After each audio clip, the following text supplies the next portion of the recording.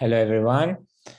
So last time we finished all topics, and I sent you an email about, if you have any questions or any specific question you want me to do. I haven't received any particular questions in this regard. So let's just maybe do a quick review. A quick review of Math 113.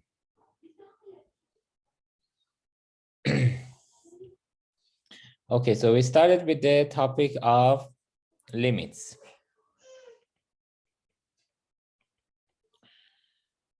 Limits, we had a function given, a function y equals f of x, defined close or around a point x equals a.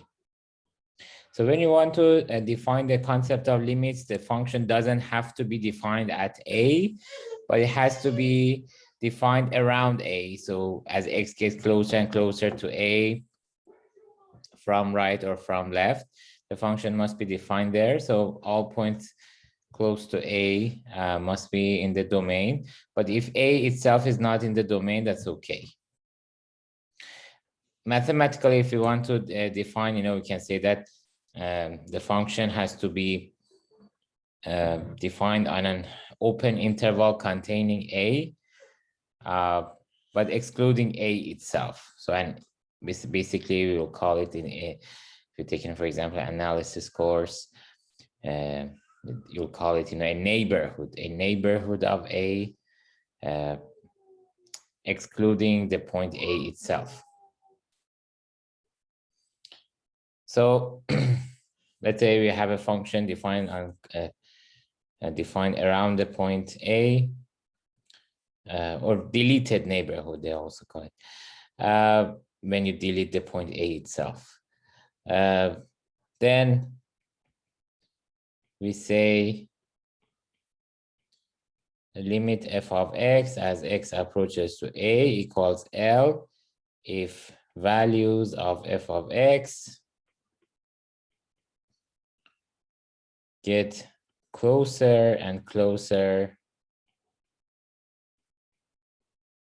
to L as x gets closer and closer to a, either from left or from right.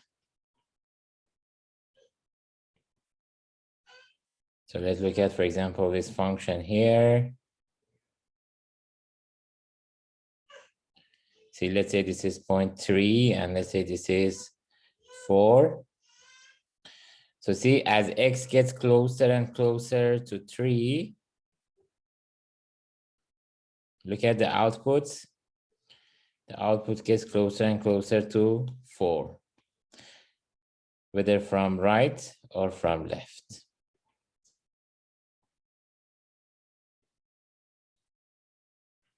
So here we can say that limit f of x as x approaches to 3 equals 4. But let's say if we look at, for example, this function here,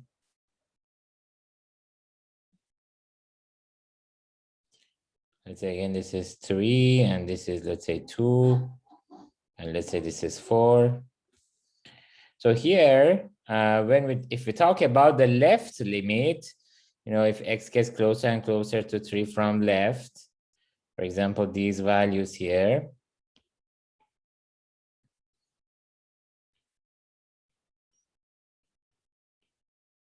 three from left is 2.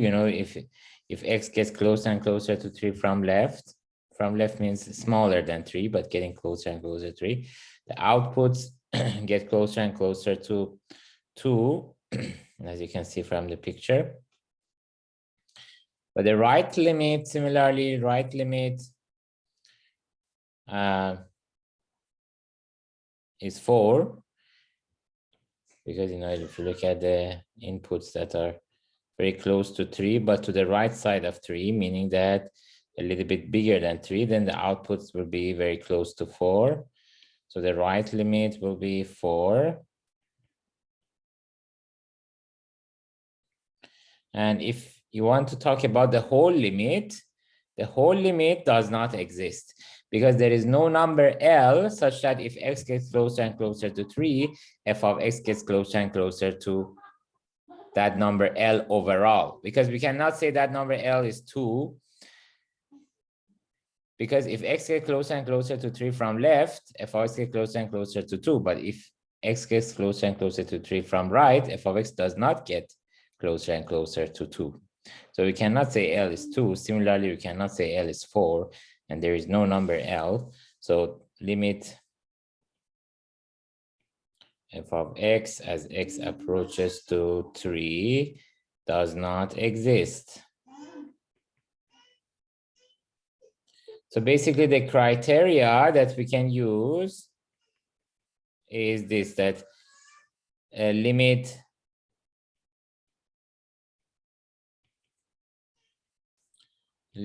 f of x as x approaches to a exists if and only if left limit is equal to the right limit at a. If left limit and right limit are not equal, like this example, then the whole limit does not exist. And if left limit and right limit are equal, and let's say they are both equal to some number L, then the whole limit also exists and is equal to L. Okay, we also defined a concept of limit at infinity and infinity limits. These two concepts, limits at infinity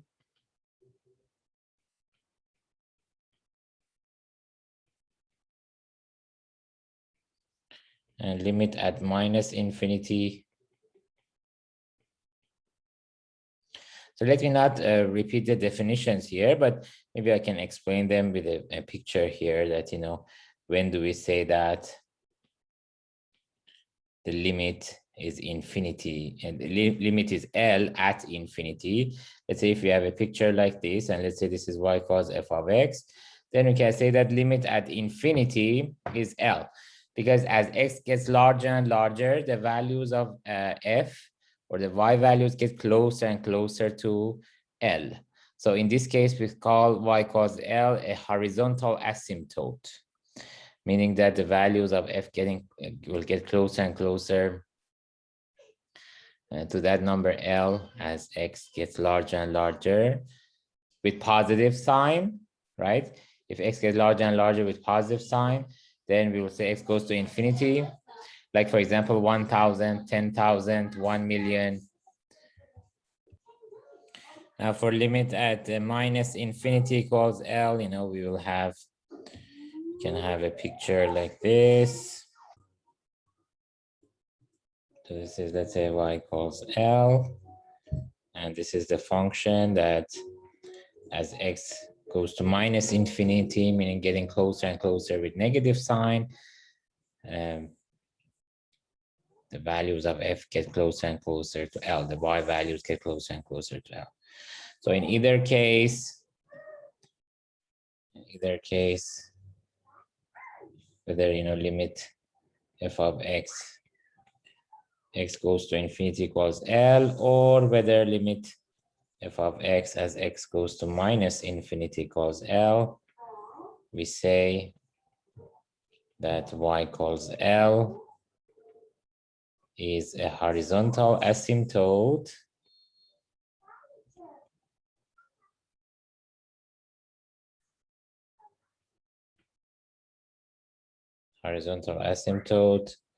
for f of x.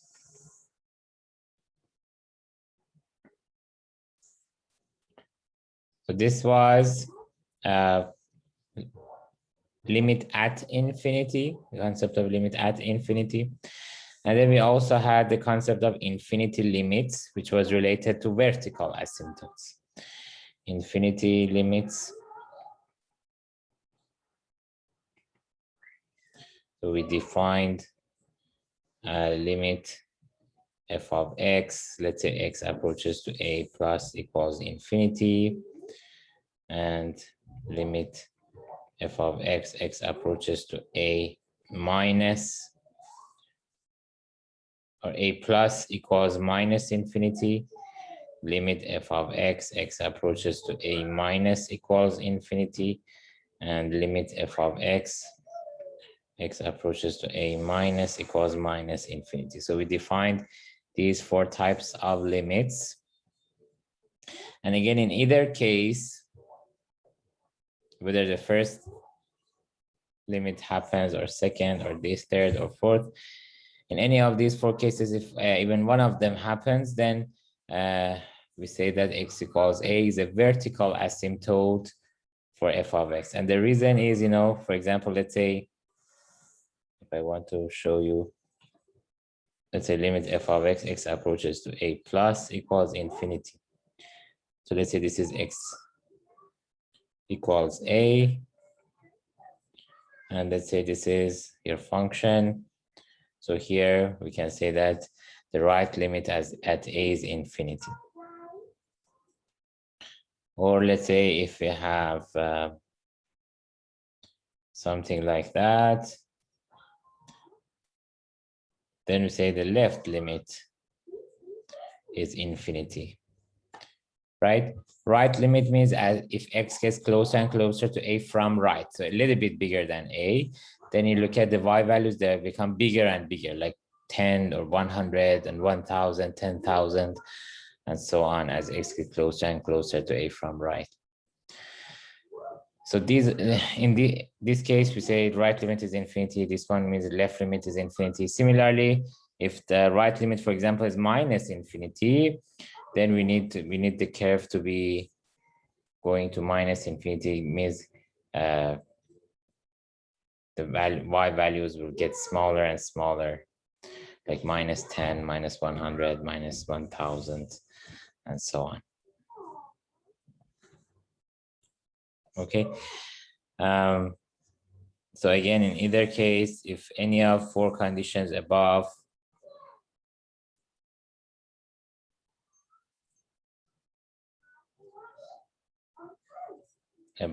holds, then we call x equals a vertical asymptote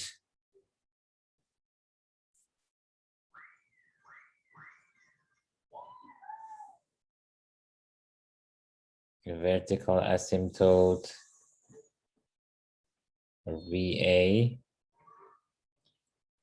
for y equals f of x.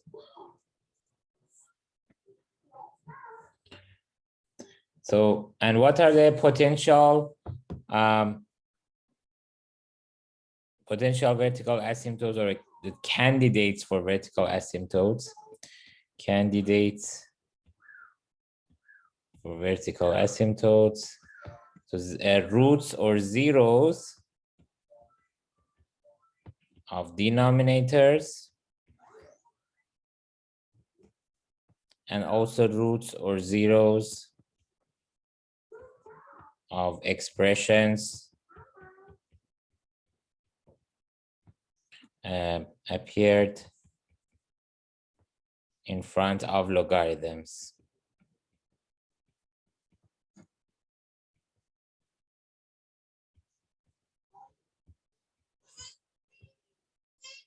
Right, let's say if we have y equals f of x, let's say f of x equals 2x plus 1 over x squared minus 9. So as an exercise, you can check that x equals 3 and x equals minus 3 are vertical asymptotes of f of x.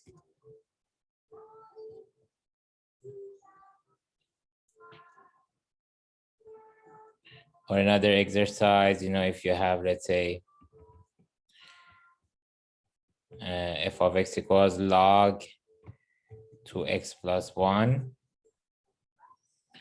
then, well, here x equals 3 and x equals minus 3 were zeros of denominator. Denominator was x squared minus 9. Here, logarithm in expression inside logarithm is 2x plus 1. 0 of 2x plus 1 is x equals minus 1/2. And you can check that.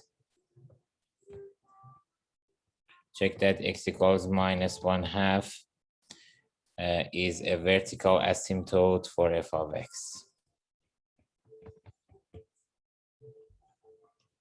But in general, it's possible that, let's say, a 0 of denominator or 0 of expression inside logarithm may not be a vertical asymptote. So that's why we call them candidates. So potentially they could become a vertical asymptote, but that's not always the case. For example, exercise, let's say if you have f of x equals x squared plus 5x plus 6, again over x squared minus 9, show that x equals 3 is a vertical asymptote for f of x,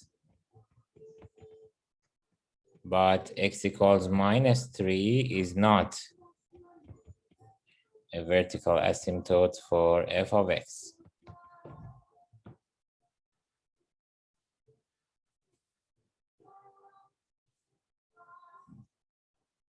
Okay. So x equals 3 and minus 3, both of them are roots or zeros of denominator, but here in this example, only one of them is a vertical asymptote. But in the previous example, this example, both zeros were vertical asymptotes. Okay, we also saw how to calculate, how to compute limits. And we saw about derivative rules. Sorry, it's about limit rules.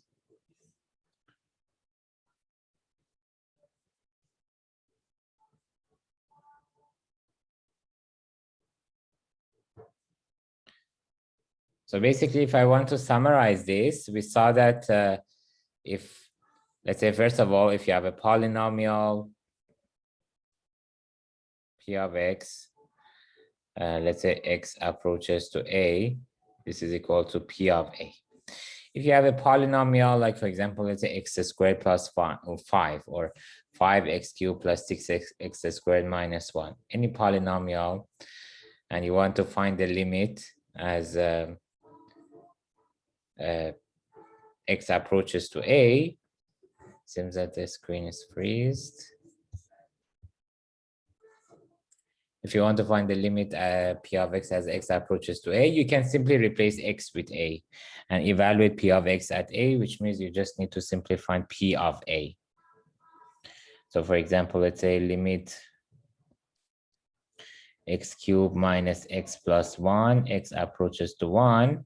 It's a polynomial, so we can simply replace x with 1 and evaluate the polynomial at 1. Then we get 1 cubed minus 1 plus 1, which is 1. And if we have, let's say, rational function, let's say rational function means one polynomial divided by another polynomial, then this is also p of a over q of a if q of a is not 0.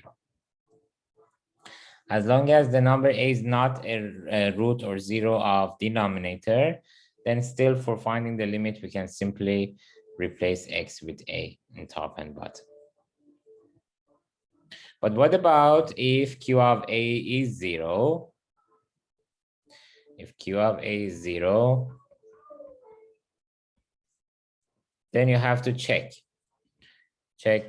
whether numerator also has limit 0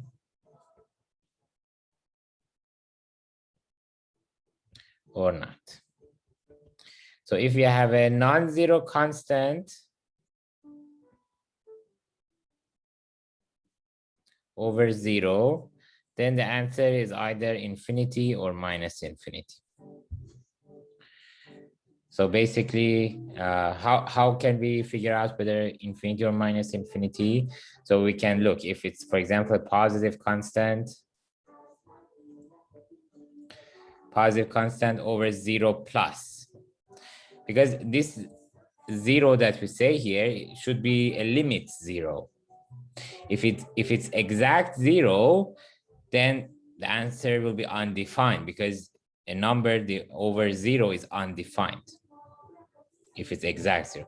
But if it's limit 0, meaning that it's not 0, but it's just something very close to 0, then the number will be defined, but the limit will be, in this case, if it's a fixed non-zero constant in top and limit 0 in bottom, then the answer will be either infinity or minus infinity. How can we know? How can we figure out whether it's infinity or minus infinity? Well, then you have to look at the top. If it's a positive constant over 0 plus, then it's going to be infinity, right? Because a positive number divided by another positive number will be positive, so positive infinity. Similarly, a negative constant over 0 plus, this will be minus infinity. Similarly, a positive constant divided by 0 minus, this will be minus infinity. And negative constant divided by 0 minus, this will be again positive infinity.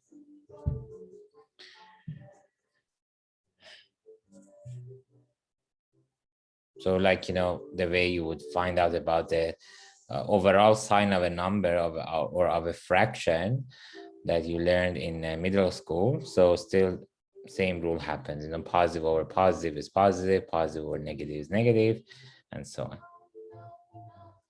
So for example, let's say if you want to find a limit 3x plus 1 over,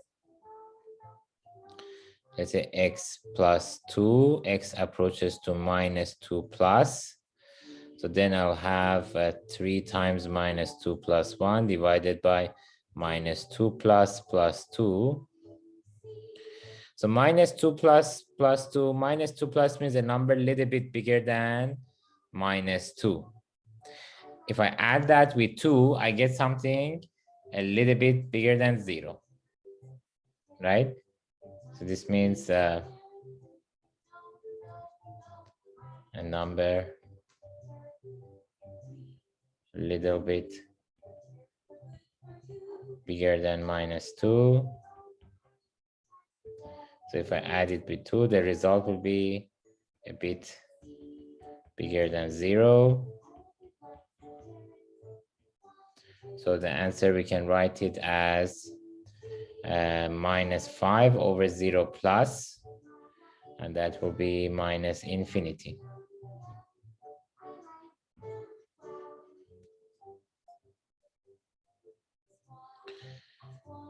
Minus infinity is the answer for this limit.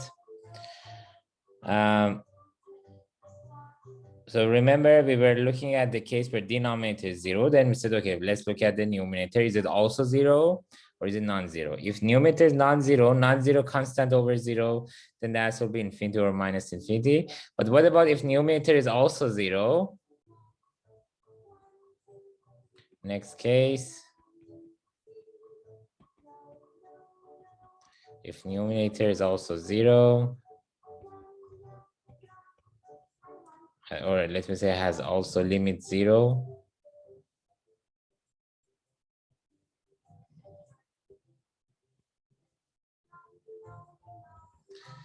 then I'll have something like 0 over 0.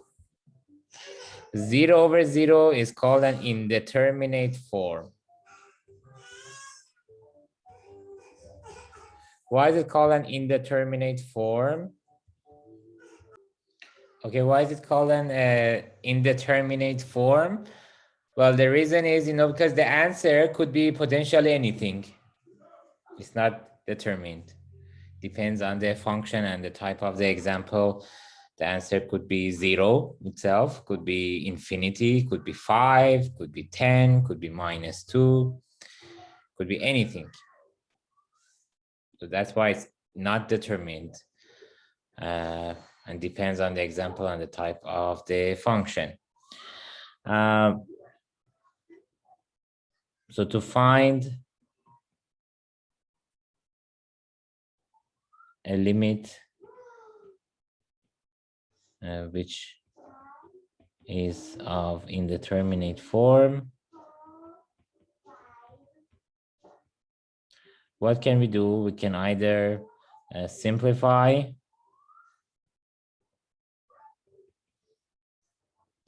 or use L'Hopital's rule.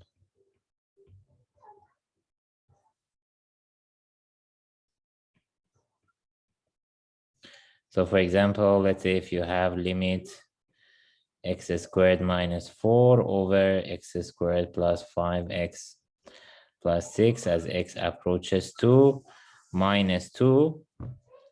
If I replace x with -2, then 4 minus 4 is 0, and denominator as -2 is also 4 plus 6, 10 minus 10 is also 0. But I can still calculate the limit either by simplifying. So simplifying, and we explained a lot how to simplify. Now, it usually means either factorizing or rationalizing. So in this case, we can factorize, of course. Then we get limit x plus 2 times x minus 2 divided by x plus 2 times x plus 3. Then what do we get? To this limit as x approaches to -2, then we can cancel x plus 2 with x plus 2. And then we will be left with limit x minus 2 over x plus 3. X approaches to -2. That will be -2 over -2 plus 3.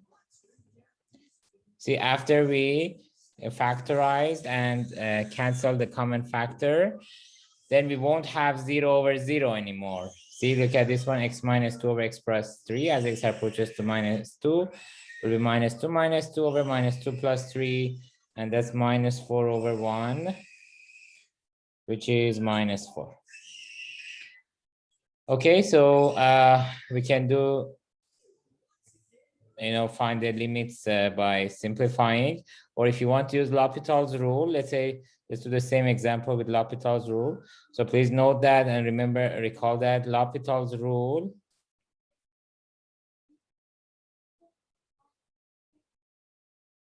can be applied in the case of 0 over 0 or infinity over infinity. See, we have other indeterminate forms as well, but L'Hopital's rule can be only applied for 0 over 0 or infinity over infinity. So what about if you have other indeterminate forms? Can we still use L'Hopital? Well, we can use L'Hopital as long as we first transform those forms into either 0 over 0 or infinity over infinity. If we do that, then we can use L'Hopital's rule. So for other indeterminate forms, first we need to transfer them to one of these two forms to be able to use L'Hopital's rule. So other indeterminate forms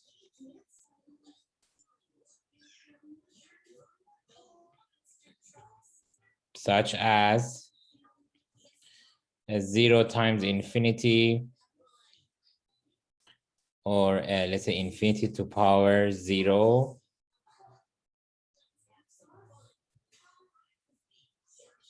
or 0 to power 0, or 1 to power infinity, can be computed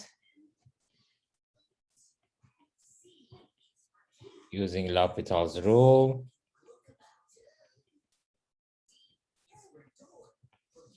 if we first write them as 0 over 0 or infinity over infinity. So for example, 0 times infinity, normally we can write it infinity over infinity because 0 can be written as 1 over infinity. So in that way, we can first transform it to infinity over infinity and then apply L'Hopital's rule. Okay, so now in this example that we just went through, example above,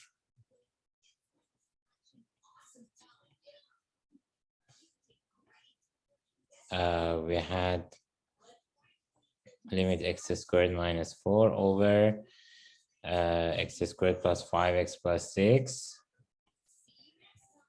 X approaches to minus 2. So if you want, it is 0 over 0, so we can use L'Hopital's rule. Of course, the functions must be differentiable as well in order to be able to use L'Hopital's rule. But because this is a quick review, I'm not saying all the details and theorems and it's, everything. But you remember that in order to be able to apply L'Hopital's rule, we need functions. We need a fraction f over g, and top and bottom are both differentiable, and the limit has to be either of the form 0 over 0 or infinity over infinity. In that case, we can use L'Hopital's rule. And how do we use L'Hopital's rule? To use L'Hopital's rule, we have to differentiate top separately and differentiate bottom separately. Some people get confused and they think that they have to differentiate the whole fraction. They use quotient rule. Do not use quotient rule for L'Hopital's rule. For L'Hopital's rule, we have to differentiate top separately, then differentiate bottom separately, and then write the limit.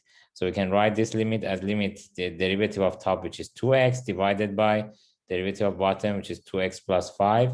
X approaches to minus 2. That is minus 4 over minus 4 plus 5, which is minus 4 over 1, which is again same answer as above, minus 4. Previous solution, we also got minus 4.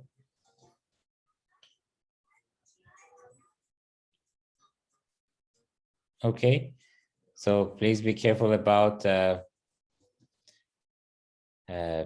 indeterminate form limits, for example, 0 over 0 or infinity over infinity, infinity to power 0, 0 to power 0, 1 to power infinity. 1 to power infinity, many people think it's 1. It could be 1 because then indeterminate form. Indeterminate form is the answer could be anything, but it doesn't have to be 1. For example, limit 1 plus 1 over x to power x as x goes to infinity. This is E. This is one of the equivalent forms for definition, equivalent forms of definition of the Euler number E. Euler number E can be defined in at least 2 different ways. This is one of them. So it can be considered as the definition of E, or in some textbooks, they use the other equivalent form into using series as the definition of E. But here, if you replace x with infinity, 1 plus 1 over infinity is 1 plus 0, which is 1, and power is infinity. So 1 to power infinity, this is one of the forms of 1 to power infinity, but the answer is not 1, it's E. E is almost 2.72. In this example, the answer is E, but another example of 1 to power infinity could be something other than E. It doesn't have to be E, always. Okay, so in this chapter of limits, we also talked about the concept of continuity.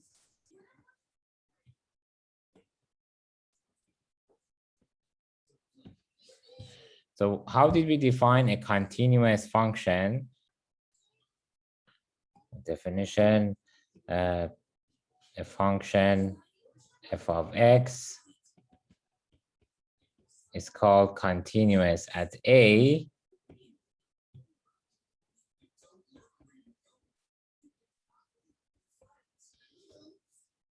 continuous at x equals a if limit f of x as x approaches to a exists and a belongs to domain of f. See, remember, for the concept of limit, we did not require a to be inside the domain.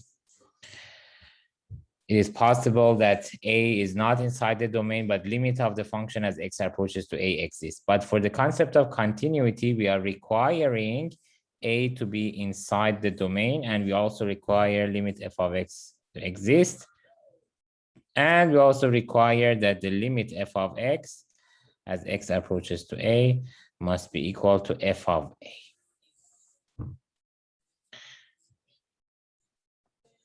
So for example, look at this.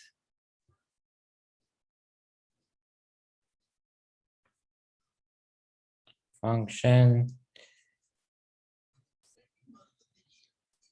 So this is 3.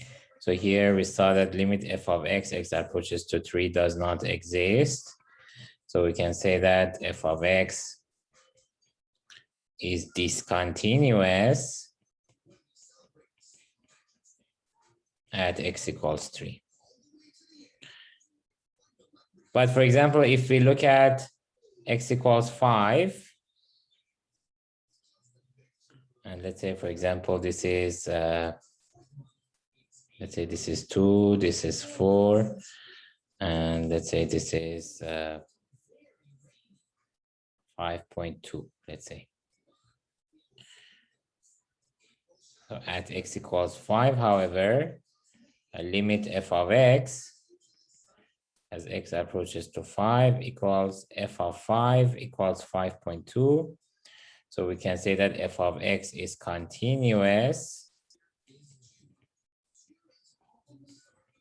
at x equals 5.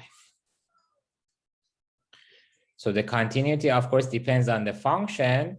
Also, it depends on the point. So this is the same function f of x, discontinuous at 3, but continuous at 5 or continuous at 6. So basically, it's continuous at every point except at 3. So we also define the concept of continuity on intervals, let's say on open interval a to b, or continuity on closed interval a to b, continuity on closed interval a, open interval b, continuity on open a, closed b. So continuity on open interval a to b means the function is continuous everywhere, every point inside the interval. Closed interval a to b means continuous everywhere inside. Right continuous at a, left continuous at b. This one means continuous everywhere inside. Right continuous at a only because b is excluded anyway. And this one means continuous everywhere inside, left continuous, and left continuous at b. We also define the removable continuity. F of x is said to have a removable discontinuity. Discontinuity at x equals a if f of x, first of all, is discontinuous at a, of course, because we want to define removable discontinuity. If f of x is discontinuous at a,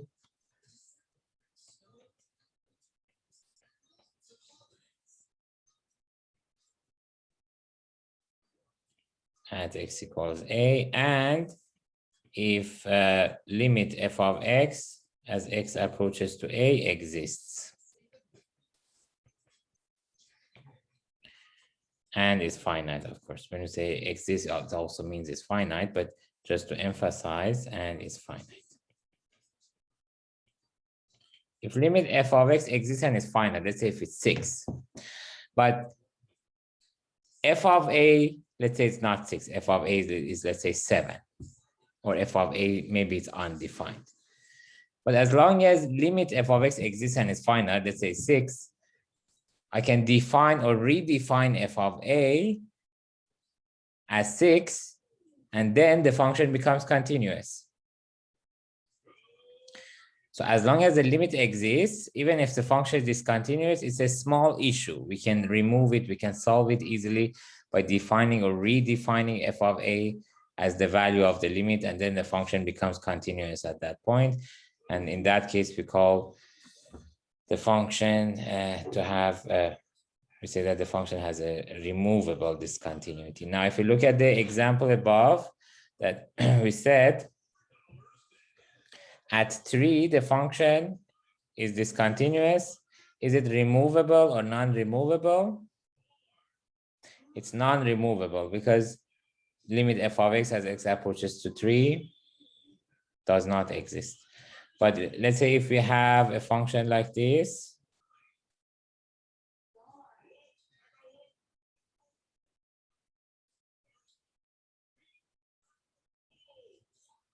so here limit f of x, x approaches to 3 exists and is equal to 2, and f of 3 is 4. So this is removable discontinuity.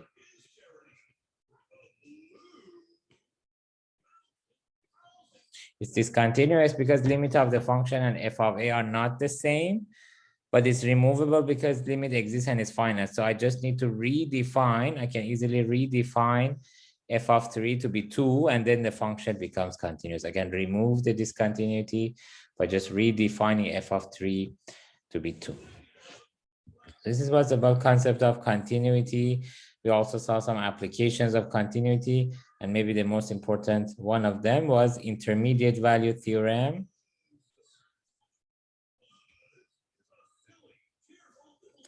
Intermediate value theorem was saying that if f of x is continuous on some interval, let's say a to a and b, and let's say m is a value between f of a and f of b,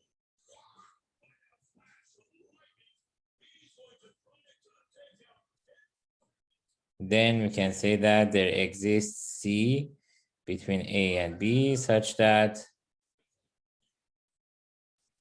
f of c equals m. So if I want to draw the picture related to that, let's say this is f of a, this is, let's say a, this is f of a, and this one is b, and this is f of b. So see, as long as the function is continuous on the interval, means you don't have any jump or any break. So any value between f of a and f of b must be taken by the function because you're not allowed to jump over it. Yeah, the function has to take it because it's assumed to be continuous. If you remove the assumption of continuity, then the theorem will not be valid anymore. But as long as the function is continuous, any value between f of a and f of b must be taken by the function.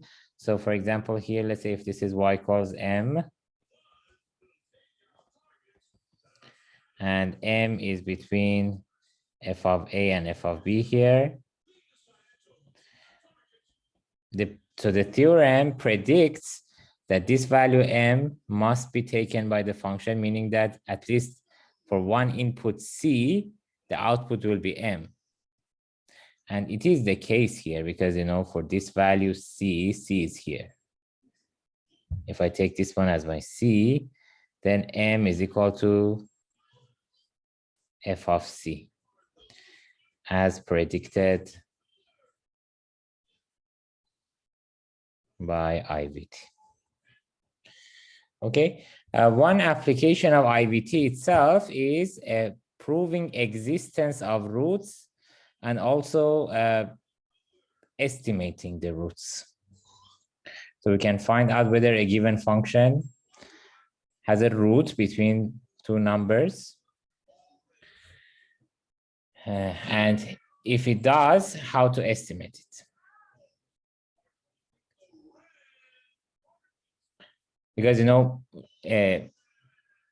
existence of roots of function and also estimating them is an important problem in mathematics. But we have a formula for quadratic function, a quadratic equation. For quadratic equation, we have exact formula for exact location of roots. But what about other functions? For example, cubic function, functions of degree 4, polynomials of degree 4, 5, 6, etc.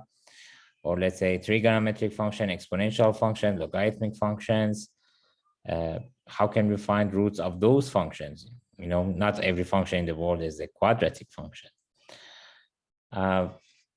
So I can say that a corollary or application or corollary or conclusion of IVT says that if f of x is continuous on A and B, and if f of A times f of B is negative, then there exists C between A and B such that f of C equals 0. Why this theorem is true? But because if f of A times f of B is negative, when can I say that product of two numbers is negative? If one of them is positive and one of them is negative. That's the only case where I can have product of two numbers to be negative, because if both are positive or both are negative, then the answer will be positive. So if one of them is negative, one of them is positive, then m equals 0 is between f of A and f of B. F of A and f of B, one of them is positive, one of them is negative, right? So capital M equals 0 is a number between f of A and f of B, because 0 is a number between a positive number and a negative number. Once you consider a positive number and negative number, m equals 0 is always between them. So that means that m equals 0 must be taken by the function, meaning that there should exist some c between a and b with f of c equals 0, which means that f of x has a root between a and b, i.e. f of x has a root between a and b. So for example, if I set, let's say p of x equals x cubed plus 6x minus 1. So here, this is a polynomial. So it's continuous everywhere.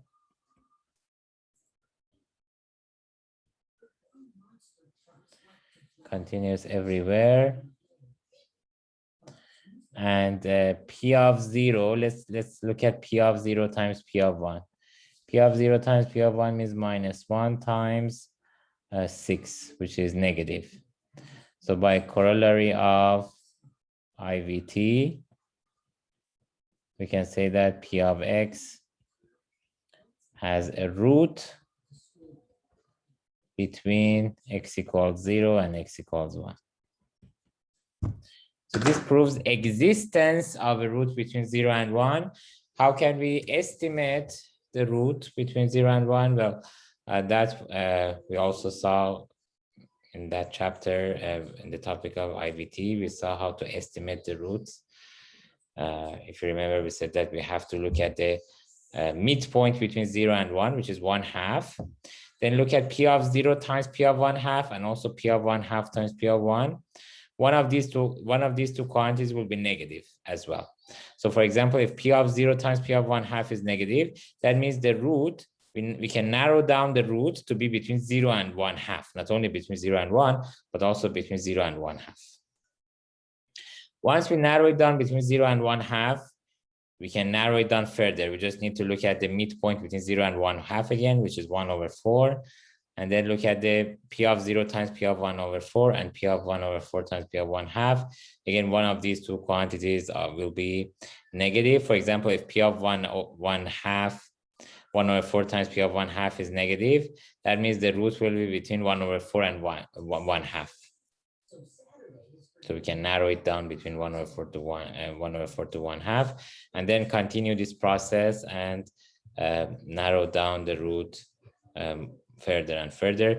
We explain the details and the examples in that chapter. Okay, guys.